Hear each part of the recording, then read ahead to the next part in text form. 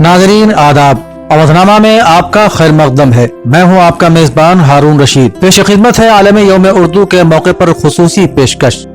था अर्श पर एक रोज दमागे उर्दू, पामाले खिज़ां आज है बागे उर्दू।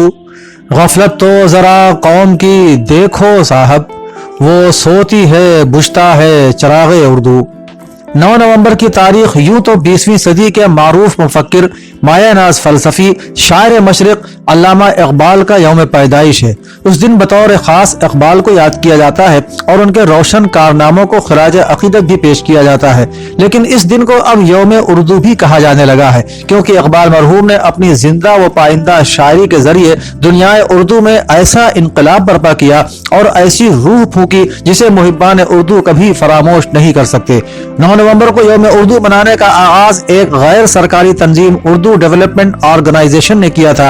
फिर एक और निजी तंजीम यूनाइटेड मुस्लिम ऑफ इंडिया ने भी इसके साथ इश्तिराक किया और उसमें बराबर की हिस्सेदार रही। इस तरह इन दोनों तंजीमों के काबिल कद्र और लायक तहसीन अक़दाम से 1997 में यौम उर्दू मनाने का सिलसिला शुरू हुआ और आज ये नन्हा सा पौधा एक तनावर दरख्त बन चुका है। शुरू में इस दिन सिर्फ हिंदुस्तान में ही यौम उर्दू मनाया जाता था, लेकिन जब इस चराग की रोशनी दूसरे मुल्कों में पहुंची तो वहां मौजूद मुहिब्बान उर्दू ने भी इस चराग से अपने चराग जलाए और उन्होंने भी इसी तारीख को यौम उर्दू मनाने का सिलसिला शुरू कर दिया। आज उन तमाम मुल्कों में जहां जहां भी उर्दू वाले मौजूद हैं, 9 नवंबर को पूरे तुस्को एहतशाम के साथ उर्दू डे मनाया जाता है। ये बहुत बड़ी बात है कि महज 1.5 दहाई के अंदर यौम उर्दू ने आलमी यौम उर्दू का जामा पहन लिया और यह तारीख उर्दू के हवाले से एक यादगार और काबिल रश्क तहरीक बन गई। उर्दू के बारे में मिर्जा खलील अहमद बेग उर्दू जबान का तारीखी तनाजुर में लिखते हैं कि उर्दू के उन तमाम अदीबों, आलिमों, मुहक्किकों और माहिरीन लिसानियात के ख्यालात और नजरियात का खुलासा ये है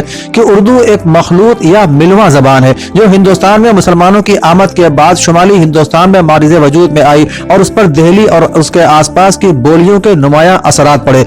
उनमें से मसूद हुसैन खां उर्दू की पैदाइश को दिल्ली और नवाह दिल्ली से, हाफिज महमूद खां शिरानी पंजाब से, सैयद सुलेमान नदवी वादिये सिंध से और सुहेल बुखारी मशरकी महाराष्ट्र से मंसूब करते हैं। इसी तरह मोहम्मद हुसैन आजाद के ख्याल के मुताबिक उर्दू जबान ब्रिज भाषा से निकली है। ज्ञानचंद जैन के नजरिए के मुताबिक उर्दू की असल खड़ी बोली और सिर्फ खड़ी बोली है और मसूद हुसैन खां की तहकीक की रूह से कदीम उर्दू की तश्कील बराह रास्त दो आबा की खड़ी और जमुना पार की हरियाणवी के जेर असर हुई है। अलावा अजीज शौकत सब्जवारी इस नजरिए के हामिल है कि उर्दू का सरचश्मा पाली है, लेकिन इन तमाम नजरियात में एक बात मुश्तरक है कि उर्दू एक खालिस हिंदुस्तानी जबान है। इसका ढांचा या खमीर यही की बोलियों से तैयार हुआ। इसका जखीरा अल्फाज का बड़ा हिस्सा हिंद आर्याई है, लेकिन अरबी और फारसी के भी इस पर नुमाया असरात पड़े हैं। ये हिंदुओं और मुसलमानों की मुश्तरका मीरास है। उर्दू जबान की तरवीज और तरक्की का आगाज मुगलिया दौर से शुरू हुआ और ये जबान जल्दी ही तरक्की की मंजिलें तय करती हुई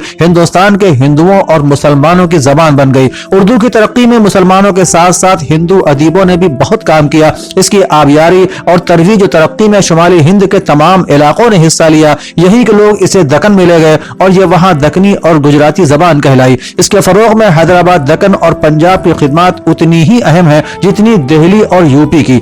खुसूसन पंजाब ने इसके इल्मी व अदबी खजानों में बेशबहा इजाफा किया। बरसगीर पर कब्जे के बाद अंग्रेजों ने जल्द ही भांप लिया था कि इस मुल्क में आइंदा अगर कोई जबान मुश्तरका जबान बनने की सलाहियत रखती है तो वो उर्दू है। इसीलिए फोर्ट विलियम कॉलेज में नौवारिद अंग्रेजों को उर्दू की इब्तिदाई तालीम देने का सिलसिला शुरू किया गया और यूं उर्दू की बिलवास्ता तौर पर तरवीज होने लगी। मगर अंग्रेजी इक़्तिदार आने के बाद 1867 में बाज हिंदुओं की तरफ से उर्दू जबान की मुखालिफत शुरू कर दी गई। उर्दू जबान की मुखालिफत के नतीजे में उर्दू हिंदी तनाज़ा शुरू हुआ जो अभी भी जारी है।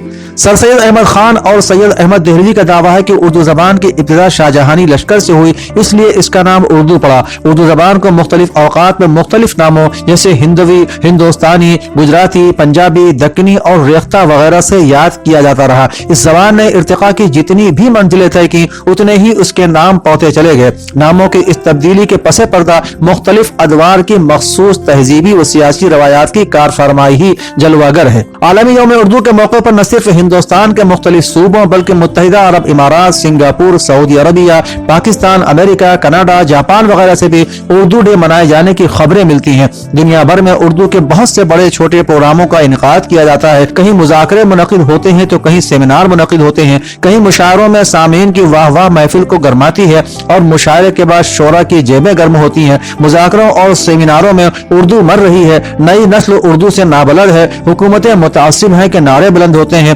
उर्दू की ज़बूहाली का रोना रोया जाता है और फिर उर्दू की तरक्की, तहफ़्फ़ुज़ और उसकी बका की ज़मानत के लिए कुछ ऐसी तजावीज़ पेश की जाती हैं जिन पर तजावीज़ पेश करने वाले खुद ही अमल नहीं करते। कुछ लोग उर्दू को सिर्फ मुसलमानों की जबान बताते हैं, हालांकि इसकी तरदीद गैर मुस्लिम अदीबों, शायरों और दानिशवरों की तरफ से भी की जाती रही है और उर्दू की तारीख भी इस बात की शाहिद है कि उर्दू सिर्फ मुसलमानों की जबान कभी नहीं रही। कल भी उर्दू एक मुश्तरका तहजीब की अलामत थी और आज भी इसे एक मुश्तरका तहजीब की अलामत की हैसियत हासिल है। जबान के सिलसिले में राजेंद्र प्रसाद अब्दुल हक मुआहिदा आजादी से कब्ल यानी 1938 में ही पटना में हुआ था, जिसकी रूह से यह करार दिया गया था कि उर्दू फारसी रस्मुल खत और हिंदी देवनागरी रस्मुल खत में हिंदुस्तान की जबान होगी, जिसे हिंदुस्तानी जबान कहा जाएगा। लेकिन राजेंद्र प्रसाद ने खुद इस मुआहिदे को इस तरह तोड़ा कि जब हिंदुस्तान में जबान का मसला पार्लियामेंट में पेश हुआ तो हिंदी के हक में और उसके खिलाफ बराबर वोट मिले, लेकिन पार्लियामेंट में सदर की हैसियत से कास्टिंग वोट के जरिए हिंदी के हक में फैसला सादिर फरमा दिया। इतना ही नहीं हुआ बल्कि उर्दू के तमाम हुकूक भी खत्म कर दिए गए और इस जबान के खिलाफ बयानात देकर तहरीक चलाई गई और अमली जद्दोजहद करके वतन ही नहीं बल्कि इसे जिला वतन करने की मजमूम कोशिशें भी की गई और यह साबित करने की कोशिश की गई कि उर्दू सिर्फ मुसलमानों की जबान है। हालांकि ये जबान हिंदू, मुस्लिम, सिख, ईसाई के इत्तेहाद और इत्तेफाक की अलामत है, जिनमें दया नारायण निगम, रतन नाथ सरशार, मुंशी प्रेमचंद, ब्रिज नारायण चकबस्त, जोश मलसियानी, त्रिलोक चंद महरूम, आनंद नारायण मुल्ला, कृष्ण चंद्र, राजेंद्र सिंह बेदी, रामलाल, जगन्नाथ आजाद, देवेंद्र इस्सर, गोपी चंद नारंग, गुलजार जुस्सी गुलजार जैसे सैकड़ों के फिक्र ख्याल को इसी जबान ने आफाकियत ही नहीं बख्शी बल्कि उन्हें शोहरत और मकबूलियत के आसमान तक पहुंचा दिया। प्रोफेसर खान मोहम्मद आतिफ का मुतालबा है कि उर्दू तकारीब में गैर मुस्लिम उर्दू शायरों, मुसन्निफों, मुदर्रिसों और दीगर मुहिब्बान उर्दू की कोशिशों को सराहने और आगे करने की आज के दौर में ज्यादा जरूरत है। उनका यह भी मुतालबा है कि 31 मार्च को यौम उर्दू मनाना चाहिए। इसकी वजह यह है कि उस दिन पंडित देवनारायण पांडे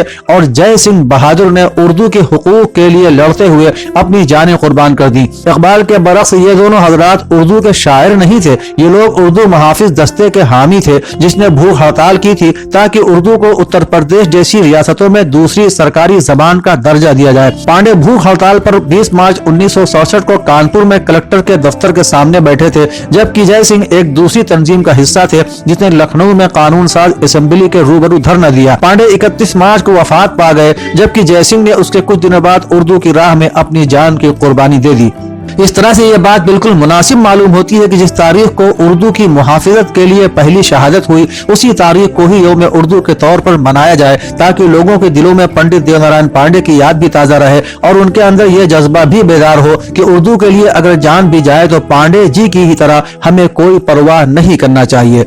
आज जबकि उर्दू जबान दुनिया की तीसरी बड़ी जबान है, जरूरत इस बात की है कि हम नई नस्ल को अपनी कौमी जबान सीखने की तरगीब दें, क्योंकि अपनी जबान से दूरी हमारी नस्ल को दीन से भी दूर कर रही है और आजकल के जमाने में गैर जबान की लपेट में उर्दू लिखना और बोलना नए बच्चों के लिए किसी महाज से कम नहीं रहा। लिहाजा उर्दू की तरवीज और तरक्की के लिए हम सब इस मुहिम में शरीक हों। अगर हम उर्दू से मोहब्बत करते हैं और उसकी बका और तहफ़्फ़ुज़ और उसको उसका हक दिलवाने में संजीदा हैं तो हमें इस मुहिम में बढ़ चढ़ कर हिस्सा लेना चाहिए। इस मौके पर नई नस्ल को अपने माजी की तारीख और उर्दू को हालिया तनाजुर में तब्दील होने वाले वाक़यात और आज इस आलमी यौम उर्दू के मौके पर अहद करना होगा कि वो अपनी औलाद को अपनी मादरी जबान उर्दू को जरिए तालीम ही नहीं बल्कि तहजीब और सकाफत का तहफ़्फ़ुज़ भी करेंगे।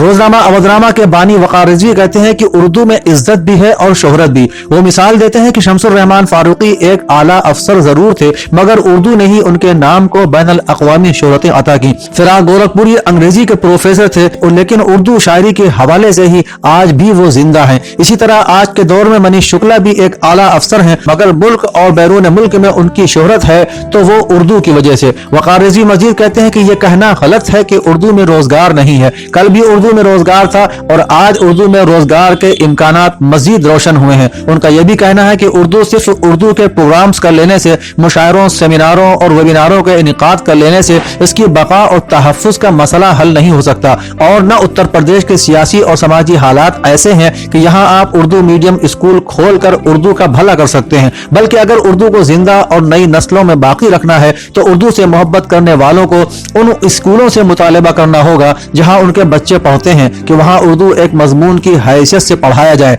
वक़ार रिजवी कहते हैं कि जब उन्होंने इस सिलसिले में अपने बच्चों के स्कूल लामार्स में बात की तो प्रिंसिपल ने कहा कि हमसे आज तक ये मुतालिबा किया ही नहीं गया। अगर बच्चे तैयार हैं तो हमें कोई एतराज नहीं है। और आज लामार्स जैसे स्कूल में उर्दू एक मजमून की हैसियत से पढ़ाई जा रही है, लिहाजा ये मुतालिबा उर्दू वालों को उन स्कूलों के जिम्मेदारों से करना चाहिए जहां उनके बच्चे पढ़ते हैं, ख्वाह वो CMS हो या कोई और दूसरा स्कूल। जब मुतालिबे में शिद्दत और उर्दू के तईं खुलूस होगा तो कोई वजह नहीं है कि आपका मुतालिबा तस्लीम न किया जाए। वो कहते हैं कि उर्दू के लिए उर्दू वालों को ही पहले आगे आना होगा। कोई बईद नहीं कि एक बार फिर पंडित देव नारायण पांडे और जय सिंह के रूप में काबे को सनम खानों से कई और पासबां मिल जाएं।